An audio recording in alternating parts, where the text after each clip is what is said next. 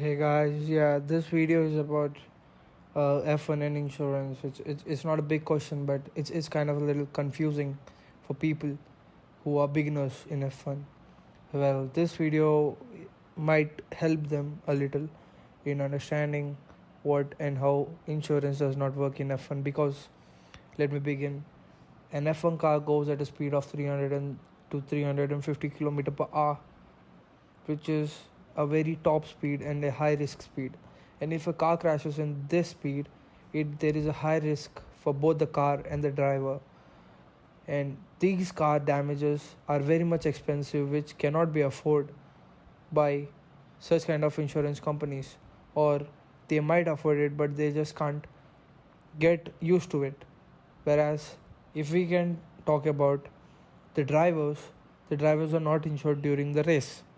And if there is a question on how these cars are or how these F1 teams are paying for the damages caused to these F1 cars, then there is a budget set out for each and every team during the year, and in that year there is an exception for these kind of crashes for the cars, which is a kind of budget set out.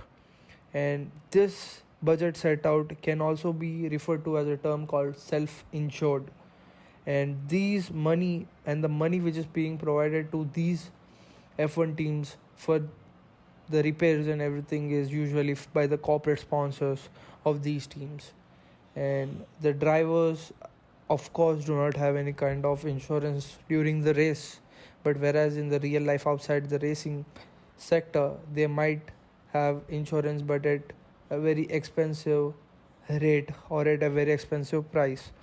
Whereas if you this I mean let me just get this, no racing event has insurance applicable or an insurance sector because all the racing events have higher risks and higher points.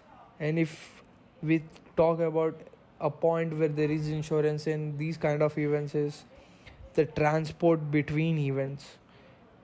When an event is being held at a different place like Mexico, then from that GP to a different GP to America, there is a transportation insurance for these F1 cars.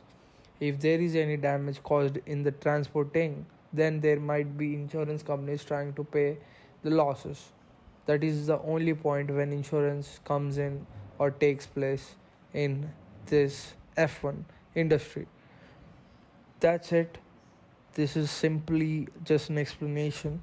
If you think you want to know more about it, I'll just leave a link to a website which tells in briefly and in detail about insurance. Thank you.